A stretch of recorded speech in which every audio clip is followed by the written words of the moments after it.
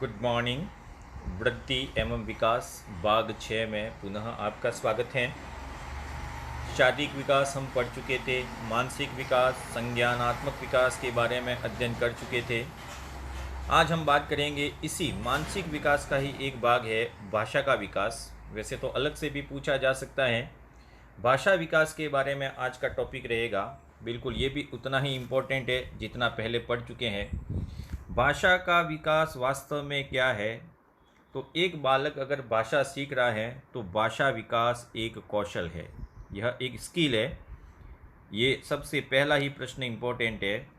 भाषा विकास एक कौशल है, इस कौशल से ही बच्चा भाषा सीखता है और प्रवीणता आती है उस शब्द भंडार में, उसके बोलने में, अभिव्यक्ति में। अब बात करें भाषा क्या है, तो भाषा क्या है इसके लिए बहुत सारे मनोवैज्ञानिकों ने परिभाषाएं दी है। लेकिन भाषा क्या है उसकी कोई परिभाषा यहाँ पे हम नहीं बात करेंगे, क्योंकि अब हिंदी और अंग्रेजी और संस्कृत पढ़ेंगे तब भाषा की बहुत सारी परिभाषाएं मिल जाएंगी। लेकिन एक व्यक्ति ने कहा था जिसका नाम था स्वीट।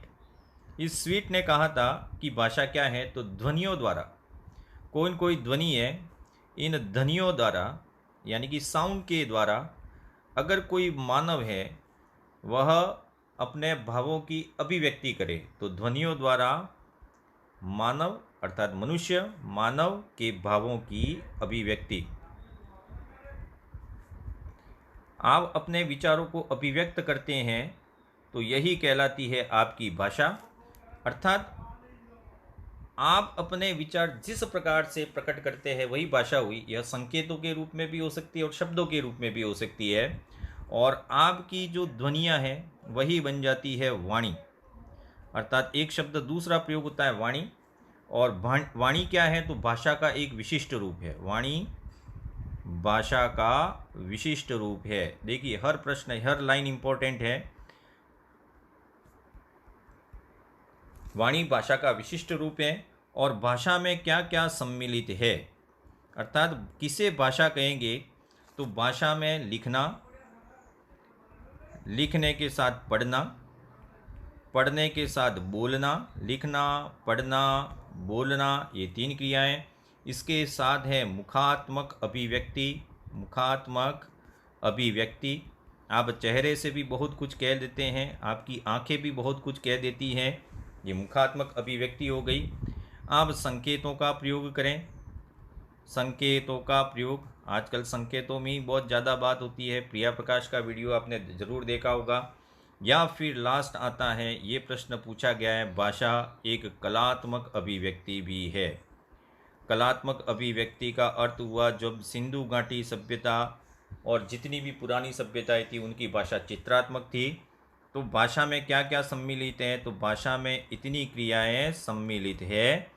अब इसमें ये पूछा गया था ये वाला, ठीक है ना, भाषा क्या कलात्मक अभिव्यक्ति हो सकती है, तो बिल्कुल हो सकती है। अब भाषा जन्मजात होती है या अर्जित की जाती है, तो अधिकतर मनोवैज्ञानिकों ने कहा कि भाषा अर्जित की जाने वाली प्रक्रिया है। मतलब भाषा है वह अर्जित की जा सकती है। तो भाषा किस प्रकार की प्रक्रिया है, अर्जित की जाने वाली प्रक्रिया है। तो दो चीज़ें याद रखनी है, भाषा सीखना एक कौशल है, भाषा सीख रहे तो एक कौशल है, और किस प्रकार की प्रक्रिया है, तो ये एक्वायर्ड की जाती है, अर्थात भाषा अर्जित की जाती है। तो इतनी चीज़ें आपको भाषा की बेसिक बारे में याद रखने हैं। अब भाषा विकास के सिद्धांत, प्रश्न इससे भी पूछा जाएगा। भाषा विकास के सिद्धांत, अर्थात एक बालक में भाषा का विकास किस किस प्रकार से होता है। बहुत छोटा टॉपिक है, आप समझ जाएंगे। भाषा विकास के सिद्धांत में सबसे पुराना सिद्धांत वह आता है स्वर यंत्र की परिपक्वता का सिद्धांत। स्वर यंत्र की परिपक्वता का सिद्धांत। अब स्वर यंत्र की परिपक्वता, हमने भाषा शब्द भंडार उनके बारे में मानसिक विकास में चर्चा कर ली है, फिर भी इसको एक एडिशनल जोड़ रहे हैं। स्वर यंत्र की परिपक्वता में कितनी चीज़ें आएंगी, तो एक तो आपका कंठ, कंठ भी इसमें आएगा। कंठ के साथ है जीभ, बिल्कुल भाषा के लिए उपयोगी है। जीभ के साथ आपका गला जिसमें कंठ होता है, और इसके साथ हैं आपके फेफड़े। ये चार चीज़ें हैं सम्मिलित रूप से भाषा के विकास को प्रभावित करते हैं। अर्थात स्वर यंत्र की परिपक्वता, ये पूरा एक सिस्टम है, इनकी परिपक्वता पर ही भाषा का विकास निर्भर करता है। अगर इसमें से एक भी परिपक्व नहीं है तो आप अपने विचारों की अभिव्यक्ति नहीं कर सकते। विचार तो आएंगे लेकिन अभिव्यक्त करने में असमर्थ रहेंगे। दूसरा होता है अनुबंधन का सिद्धांत। ये सिद्धांत क्या बताते, फिर समझ लें कि भाषा कैसे सीखी जाती है। तो पहला तो है स्वर यंत्र का सिद्धांत। अब मनोविज्ञान सिद्धांतों की बात करें तो सबसे पहला आता है अनुबंधन का सिद्धांत। अर्थात भाषा है वह उद्दीपक और उस उद्दीपक के प्रति आपकी अनुक्रिया के माध्यम से सीखी जाती है। मतलब आपने किसी वस्तु को देखा और इसका नाम सोचा, उसका नाम सीखा, ये उद्दीपक अनुक्रिया है। और उद्दीपक और अनुक्रिया के मध्य एक क्या बन जाता है, साहचर्य बन जाता है, और इसी साहचर्य से भाषा का विकास होता है। लेकिन अनुबंधन के सिद्धांत में स्किनर का सिद्धांत इम्पोर्टेंट है। स्किनर ने क्या कहा वो समझे। स्किनर ने कहा कि बालक जब भाषा सीखता है तो कहीं न कहीं वह समाज से और समाज के साथ परिवार और समाज में रहकर ही भाषा सीखता है। और भाषा जब सीखता है तो यह किसके द्वारा सीखता है, अनुकरण के द्वारा सीखता है। बच्चा अनायास अनुकरण करता जाता है और बहुत सारे शब्द सीखता है।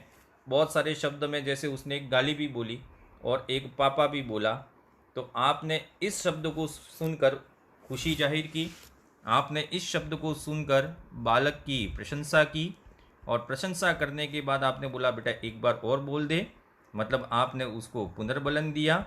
तो ये पुनर्बलन एवं प्रशंसा है वह भाषा के विकास में महत्वपूर्ण योगदान देते हैं। और इन्हीं के कारण जो अच्छे शब्द हैं उनको बालक है वो जल्दी से सीख लेता है। जैसे अपन कह सकते एक उद्दीपक रख दिया, इसके अनुसार आपने इस चीज़ को बताकर बोला गेंद। जैसे ही आपने 3-4 बार गेंद बोला तो बालक के गेंद और उस गेंद की प्रतिमा, ये शब्द और इस प्रतिमा के बीच में एक साहचर्य स्थापित हो जाएगा। तो जब भी उस गोल वस्तु को देखेगा तो उसको गेंद बोलेगा। तो यह कहलाता है अनुबंधन का सिद्धांत। तो भाषा सीखने में दो सिद्धांत हो गए। अनुबंधन के सिद्धांत द्वारा भी भाषा सीखता है जिसमें पुनर्बलन आवश्यक है, स्वर यंत्र की परिपक्वता है। अगला सबसे इम्पोर्टेंट सिद्धांत आता है वह है नॉम चॉम्स्की का सिद्धांत। ये कई बार पूछा गया है, नॉम चॉम्स्की का सिद्धांत। नॉम चॉम्स्की का सिद्धांत क्या कहता है वो ज़रूर ध्यान रखें। सबसे ज़्यादा प्रश्न इसी बारे में पूछा गया है कि भाषा विकास का सिद्धांत देने वाले व्यक्ति कौन थे। तो भाषा विकास का सिद्धांत नॉम चॉम्स्की ने भी दिया था और एक आसुबेल द्वारा भी दिया गया था। लेकिन भाषा विकास का परफेक्ट अगर मनोवैज्ञानिक नाम सोचे तो नॉम चॉम्स्की होगा। नॉम चॉम्स्की ने 1959 में 1959 में सिद्धांत दिया था। इस सिद्धांत को मनोभाषिक सिद्धांत भी कहा जाता है। इम्पोर्टेंट पॉइंट है, इसे मनोभाषिक सिद्धांत भी कहा जाता है। इस मनोभाषिक सिद्धांत की क्या महत्ता है इसे समझें। एक बालक में भाषा का विकास किस प्रकार से होता है, बिल्कुल समझना इसको। एक बालक में भाषा का विकास किस प्रकार होता है। तो सबसे पहले हमने पढ़ा था कि भाषा किस प्रकार की प्रक्रिया है, अर्जित की जाती है, अर्थात जन्म से इसे कुछ लेना देना नहीं है। लेकिन नॉम चॉम्स्की ने क्या कहा वो समझे। एक बालक में भाषा का विकास कैसे होता है, तो एक तो उस पर प्रभाव पड़ता है वातावरण का प्रभाव।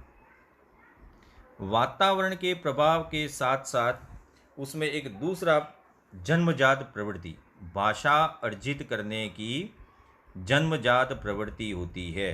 भाषा अर्जित करने की जन्मजात प्रवृत्ति पाई जाती है। अब नॉम चॉम्स्की ने दो सिद्धांत बीच में जोड़ दिए कि भाषा सीखना वातावरण पर भी प्रभावित, मतलब अर्जित भी की जाती है, और उसको अर्जित करने के लिए जन्म से ही बालक में गुण होते हैं।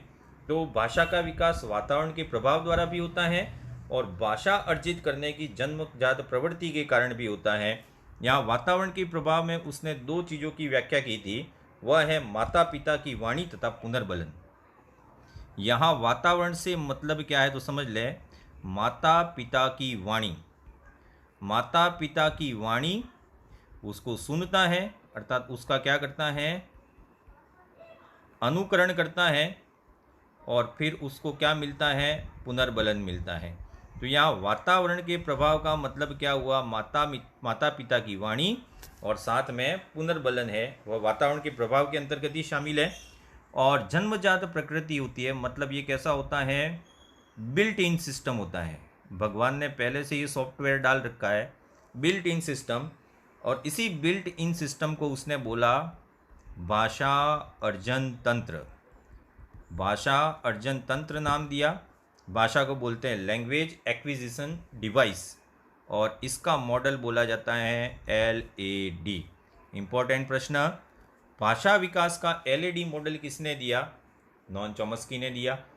LAD मॉडल का संबंध किससे है, भाषा विकास से है।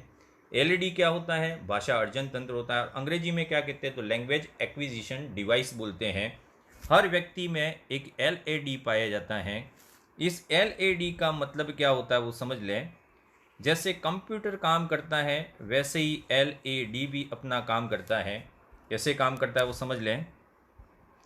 व्यक्ति कुछ न कुछ इनपुट लेता है, इसी इनपुट का प्रोसेस होता है, और व्यक्ति इसी प्रोसेसिंग के बाद आउटपुट देता है, और जो प्रोसेस करता है उसी को नाम दिया इसने LAD। अर्थात भाषा विकास में LAD है, वह क्या है, कंट्रोल यूनिट है, कंट्रोल यूनिट का काम करता है। अब LAD क्या होता है तो समझें।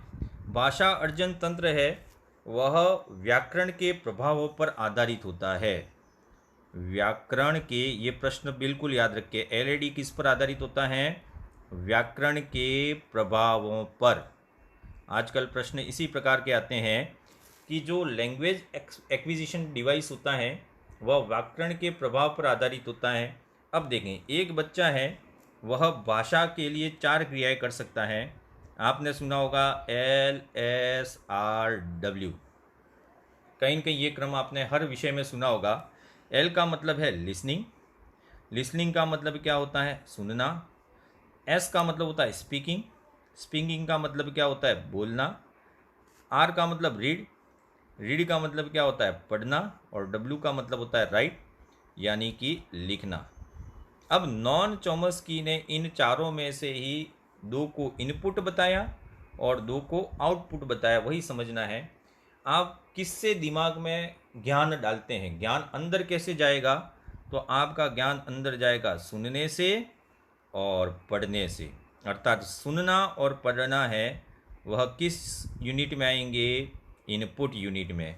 तो नॉन चॉम्स्की के अनुसार इनपुट कौन सा है, तो इनपुट में आएगा, आप भाषा सीखने के लिए या तो सुनने का काम करेंगे या फिर पढ़ने का काम करेंगे। अब आपने सुना उसी को बोलेंगे, और आपने जो पढ़ा उसी को लिखेंगे, ये भी हो सकता है। तो ये दोनों है वह आपके आउटपुट हो जाएंगे। तो भाषा को अभिव्यक्त कैसे किया जाता है, तो भाषा को 2 तरीके से अभिव्यक्त किया जाता है, या तो बोलकर यानी कि बोलना, या फिर भाषा को किस प्रकार से लिखकर।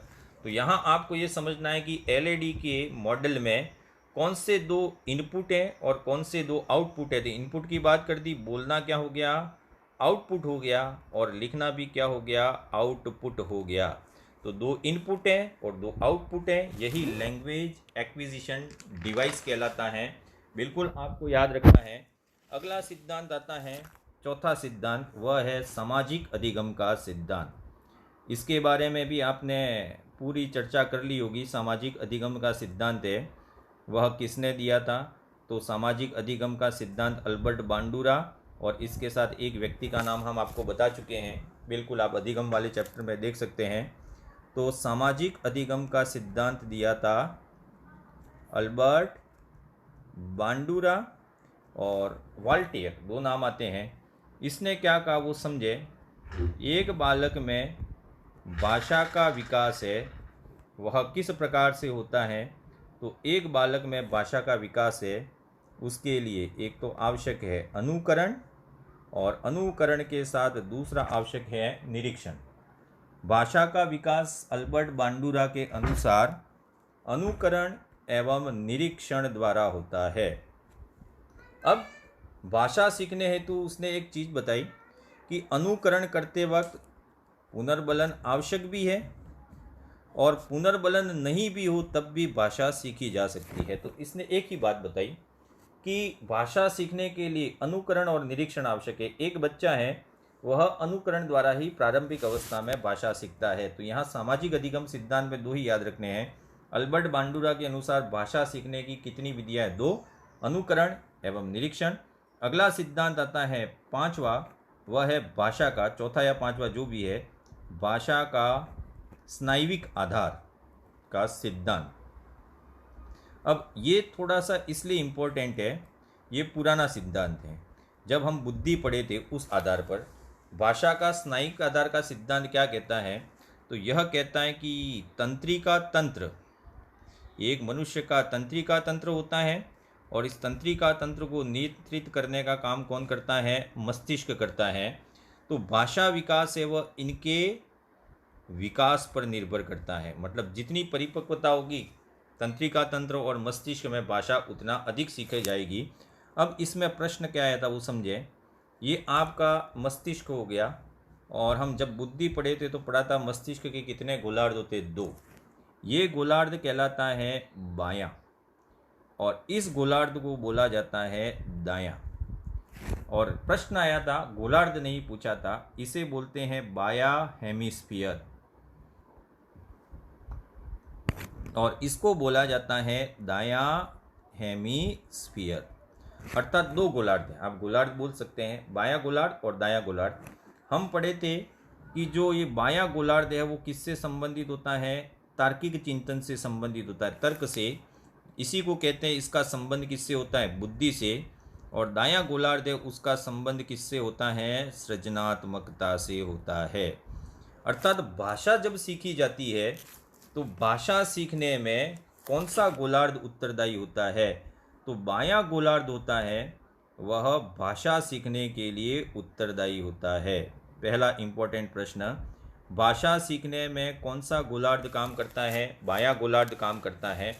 अब समझ लें, मान लीजिए एक बालक है, बालक में जैसे ही उसका जन्म हुआ और ये गोलार्ध है वह क्षतिग्रस्त हो गया। कौन सा गोलार्ध क्षतिग्रस्त हो गया?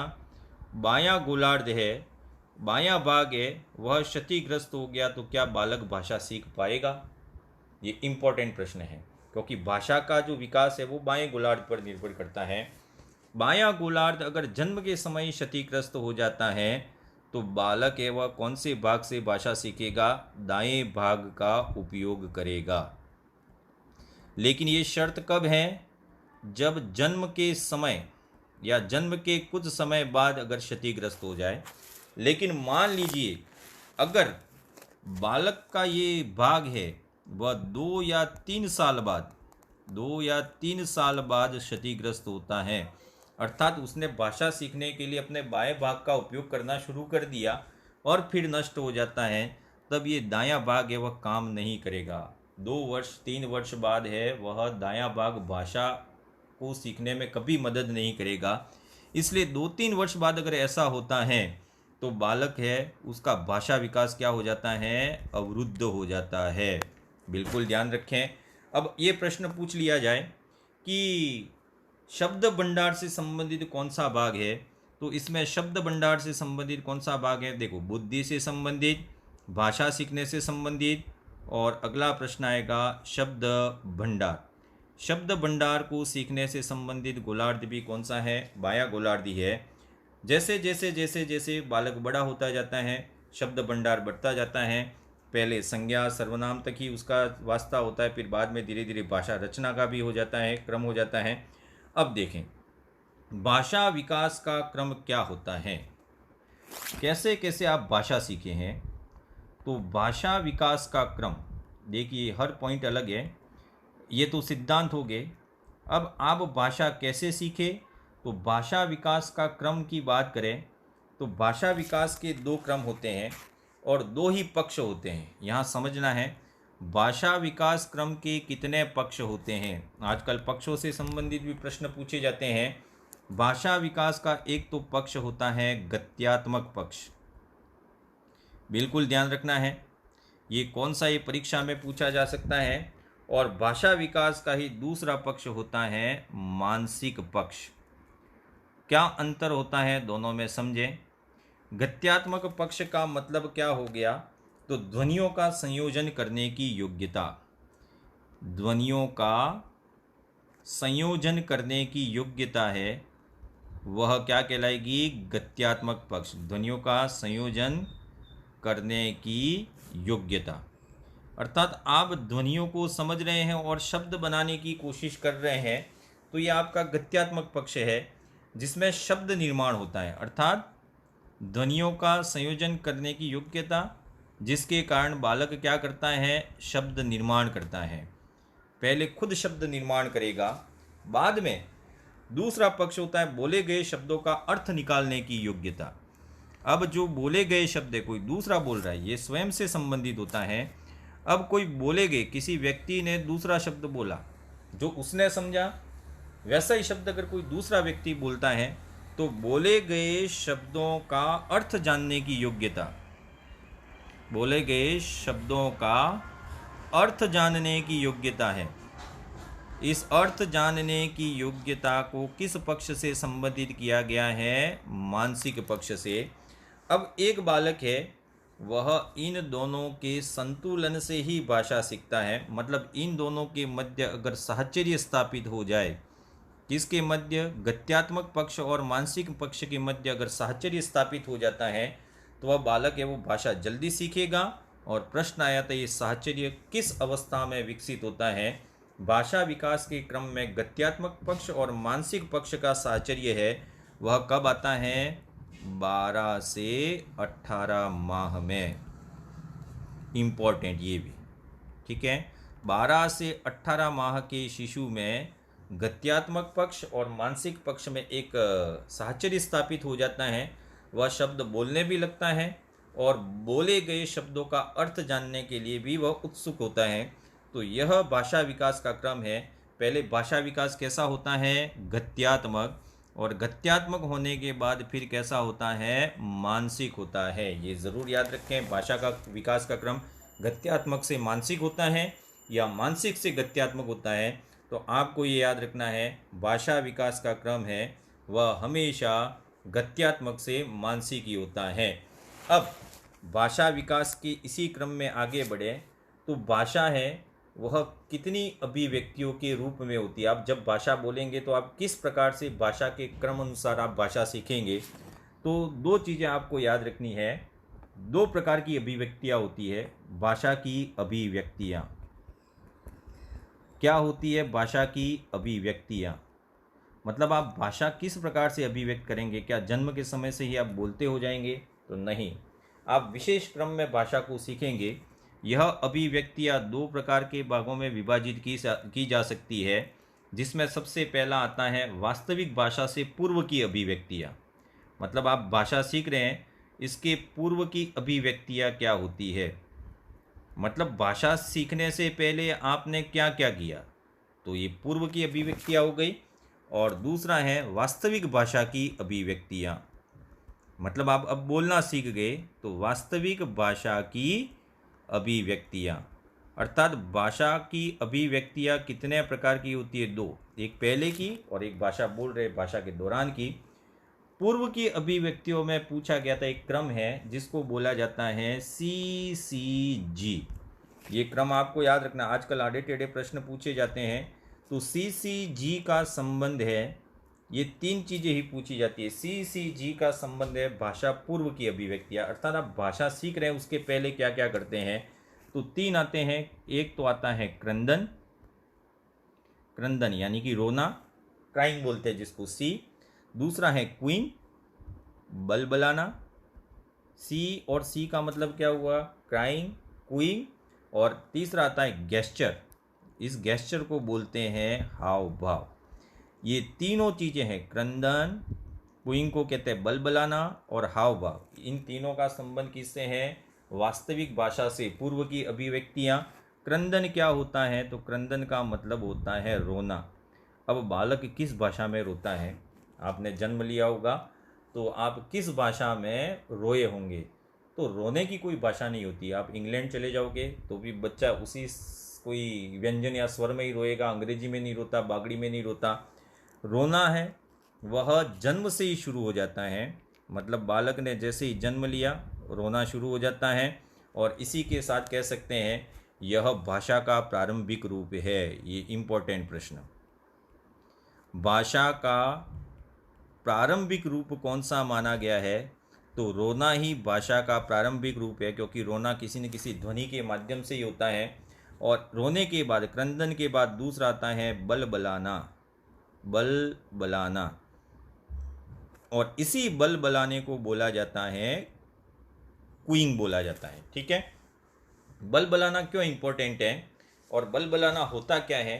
तो कुछ विशेष एवं लंबी विस्फोटक ध्वनियाँ, जैसे कि कोई बालक है वो उबासी ले रहा है, उबासी, उबासी के साथ साथ जम्हाई जिसको बोलते हैं, या फिर उबासी लेते समय, छींकते समय विशेष प्रकार की ध्वनियाँ निकाले, विशेष प्रकार की विस्फोटक ध्वनियाँ, विशेष प्रकार की विस्फोटक ध्वनियाँ निकालता है, इसी को बोला जाता है कूइंग, कूइंग बोला जाता है। और इसमें बालक को बहुत आनंद आता है। और हम आपको भी कह सकते हैं कि कूइंग की आदत आपको भी होगी। आप जब उबासी खाते हैं, कुछ लोग देखा होगा, उबासी जब खत्म होती है तो विशेष प्रकार की लंबी आवाज़, आड़ी टेढ़ी आवाज़ निकालते, यही कूइंग कहलाता है।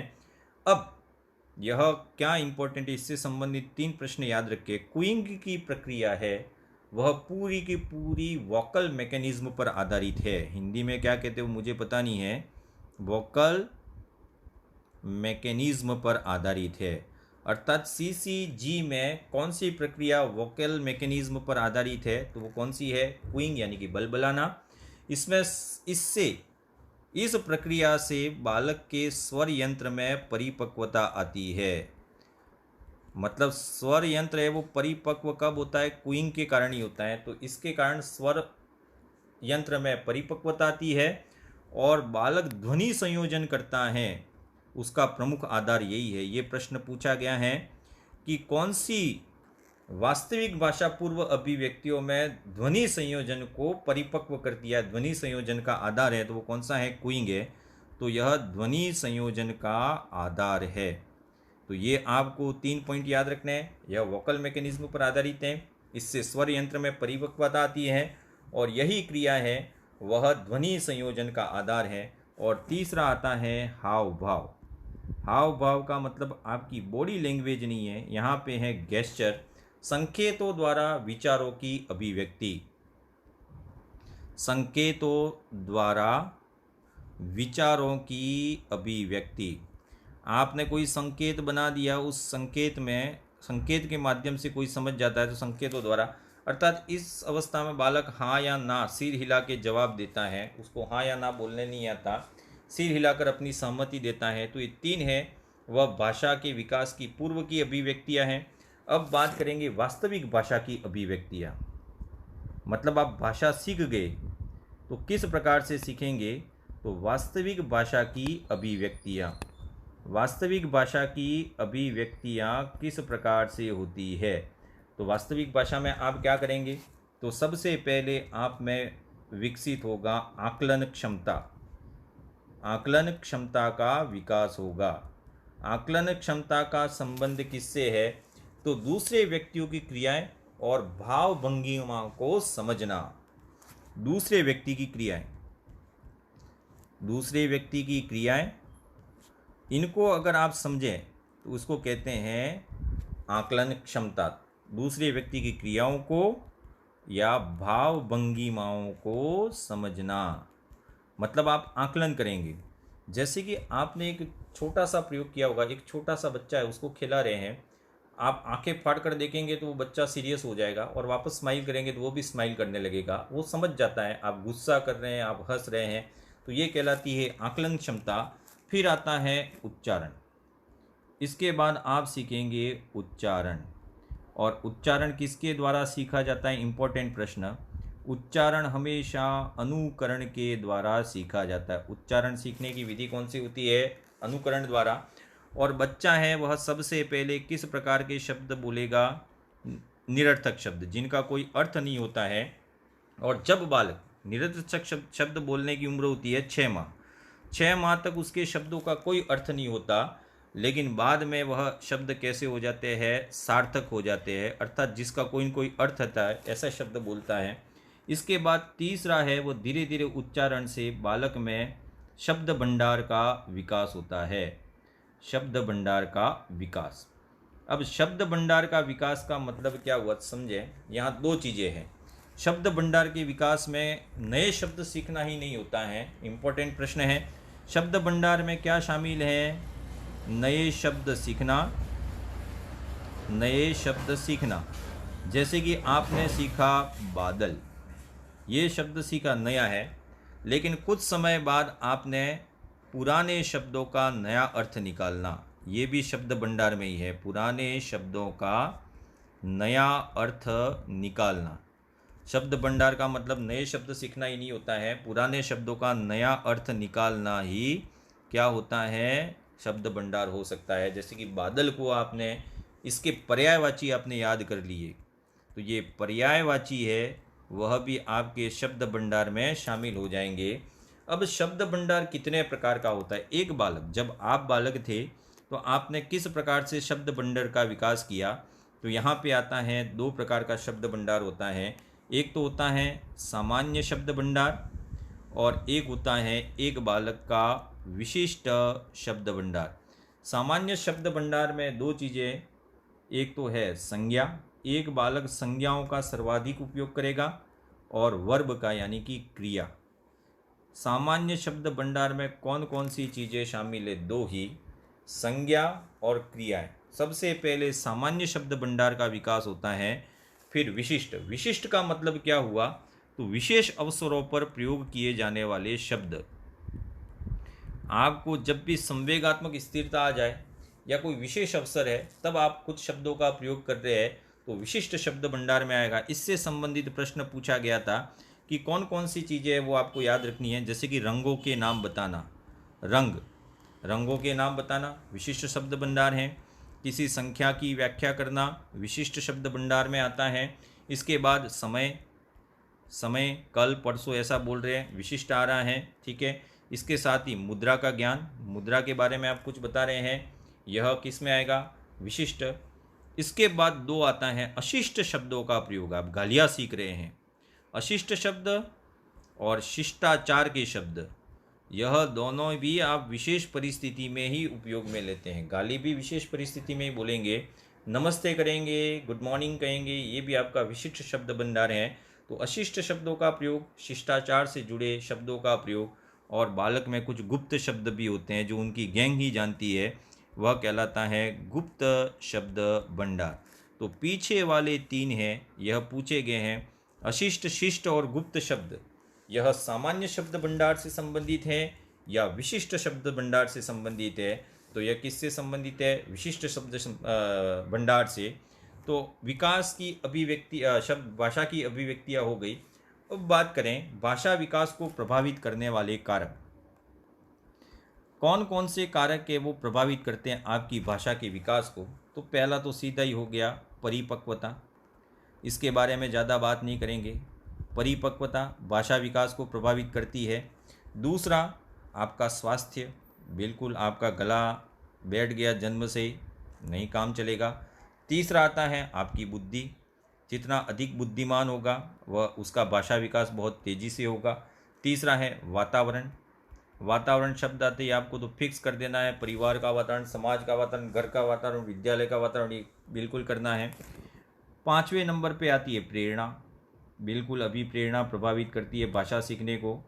नेक्स्ट आता है आपका सामाजिक आर्थिक स्तर। सामाजिक और आर्थिक स्तर, तो ये किस प्रकार से प्रभावित करता है, तो विशिष्ट शब्द भंडार है उसको ही प्रभावित करता है, सामान्य शब्द भंडार को प्रभावित नहीं करता। यह सबसे ज़्यादा किस भंडार को प्रभावित करता है, विशिष्ट शब्द भंडार को। तो आपने देखा होगा कुछ उच्च कुल के अमीर बच्चे होते हैं, उनका जो शब्द भंडार होता है वो बहुत पावरफुल होता है, अच्छे शब्दों का ज़्यादा प्रयोग करते हैं। ग्रामीण क्षेत्रों में जैसे हम हैं तो हमें कुछ ही शब्द याद है, इसके अलावा कुछ अंग्रेजी आती नहीं है। तो सामाजिक आर्थिक स्तर जितना उच्च होगा उतना ही शब्द भंडार है वह उच्च होगा, इसको भी ध्यान रखना है आपको। इसके साथ ही जेंडर क्या प्रभावित करता है कि नहीं करता है, ये प्रश्न पूछा गया है। लिंग, जेंडर क्या प्रभावित करता है?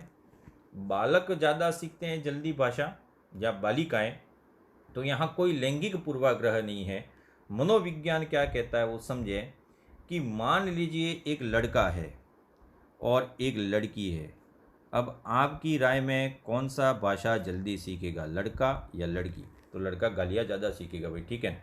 लेकिन मनोविज्ञान कहता है कि लड़कियां हैं उनमें भाषा विकास है वह तीव्र गति से होता है, लड़कों का जो भाषा विकास है वह मंद गति से होता है। एक प्रश्न और पूछा गया था कि इन दोनों में किसका शब्द भंडार ज़्यादा होता है, तो लड़कियों का शब्द भंडार है वह बहुत ज़्यादा होता है। किस दृष्टि से वो तो पता नहीं, लेकिन मनोविज्ञान कहती है कि लड़कों से लड़कियों का शब्द भंडार है वह ज़्यादा होता है। और अगला प्रभावित करने वाले कारक की बात करें तो व्यक्तिगत भिन्नताएं प्रभावित करती है। व्यक्तिगत भिन्नताएं, मंद बुद्धि बालक, ये जितने भी बालक है उसमें भाषा विकास है वो अलग अलग तरीके से होता है। एक इम्पोर्टेंट प्रश्न, जैसे कि लिंग का प्रभाव है वो इम्पोर्टेंट है, इसके साथ ही कई भाषाओं का प्रयोग, कई भाषाओं का प्रयोग। अब आपके घर में मान लीजिए आपके माता और पिता, माता जी है वो तो अंग्रेजी में बात कर रही है और पिताजी है वह बागड़ी में बात कर रहे हैं, ठीक है। दादी है वो हिंदी में बात कर रही है और दादा है वह उर्दू में बात कर रहे हैं। अब इतने सारे वातावरण में बालक का भाषा विकास है, आपको लगेगा बालक अंग्रेजी भी सीख जाएगा, वो बागड़ी भी सीख जाएगा, हिंदी भी सीख जाएगा, फ्रेंच भी सीख जाएगा। लेकिन अगर इतनी सारी भाषाएं एक साथ अगर उसके शेषवावस्था में सुनाई देती है तो बालक का भाषा विकास कैसा हो जाएगा, अवरुद्ध हो जाएगा, न कि तेज होगा। ये ज़रूर ध्यान रखें, कई भाषाओं का प्रयोग एक साथ बालक के भाषा विकास को अवरुद्ध करता है न कि तेज करता है। शिक्षण में ज़रूर ये फायदा दे सकता है लेकिन भाषा विकास में नहीं देगा। अब एक बालक भाषा सीख रहा है तो भाषा सीखने के साथ साथ उसमें कुछ कमियां भी आ जाती है। कमियों को दो प्रकार से वर्गीकृत कर सकते हैं। एक तो आता है बालक में वाणी दोष।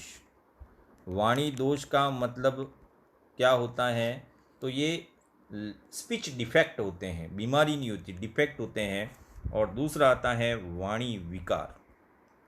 वाणी विकार, वाणी विकार है वह बीमारी होती है। दोष और विकार वैसे तो समानार्थी शब्द है लेकिन मनोविज्ञान में थोड़ा सा अंतर है, एक बीमारी होती है और एक दोष होता है, फिर भी दोनों एक साथ पढ़ेंगे।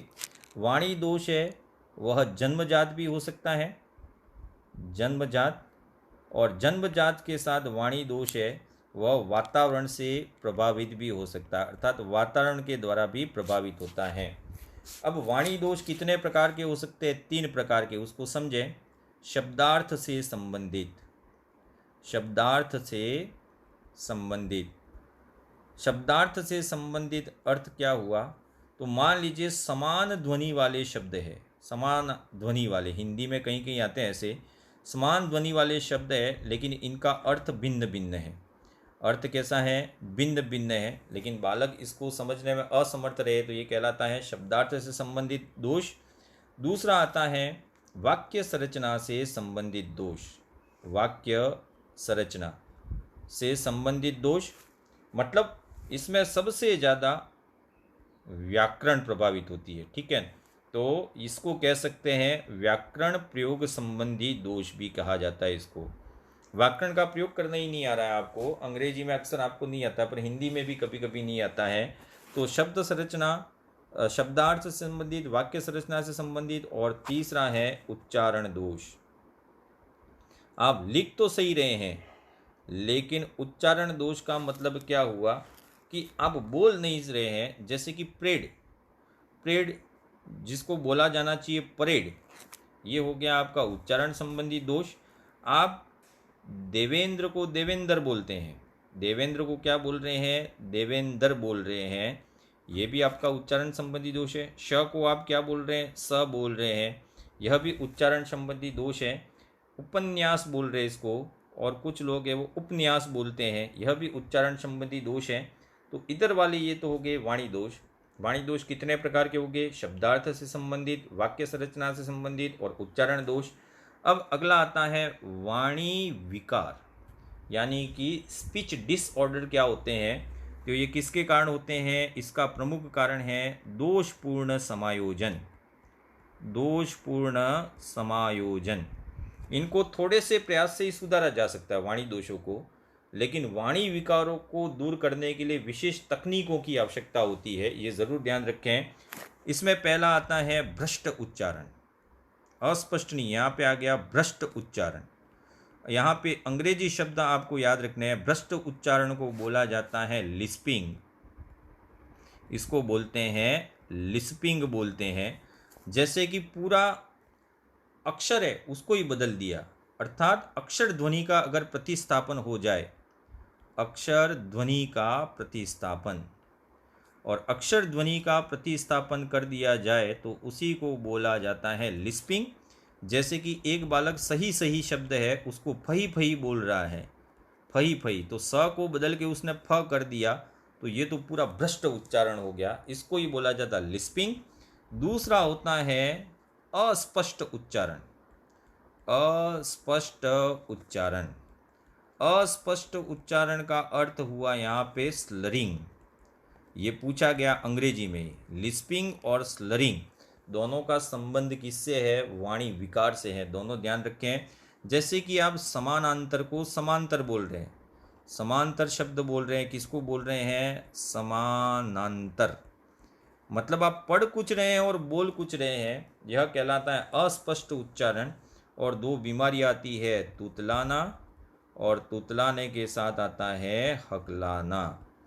तुतलाना क्या होता है? तो तुतलाना का मतलब है असामंजस्य पूर्णावर्ती वाणी, आपके बोलने में असामंजस्य हो जाता है, इसी को बोलते हैं तुतलाना। और ये प्रश्न पूछा गया था कि इसका संबंध किससे है? गले की मांसपेशियों से। गले की मांसपेशियों से हकलाने की शुरुआत होती है, और तुतलाने की, और तुतलाना प्रारंभ कब होता है? 2.5 वर्ष में। बच्चा 2.5 वर्ष में तुतलाना प्रारंभ कर देता है। और हकलाना का मतलब क्या है? ध्वनि का अवरुद्ध होना। आप बोलने जाए लेकिन ध्वनि रुक जाए, जैसे कि क, क, क, क किरण, वही आपने सुना होगा। तो ये किस में आता है? हकलाना। तो वाणी दोष भी होते हैं, वाणी विकार भी होते हैं। स्वरागमन, स्वरलोप, ये आप कहीं न कहीं पढ़े होंगे। उच्चारण दोष में स्वरलोप और स्वरागमन, मतलब जबरदस्ती स्वर घुसेड़ देना। जैसे कि स्कूल, स्कूल बोलना वहाँ स्कूल, ई डाल दिया आपने, या परेड बोलना वहाँ परेड कर दिया, तो स्वर का लोप कर दिया। तो स्वरागमन और स्वर लोप है, वह भी वाणी दोष में ही है। तो ये संबंधित था आपके भाषा विकास से। बिल्कुल देखिएगा। धन्यवाद।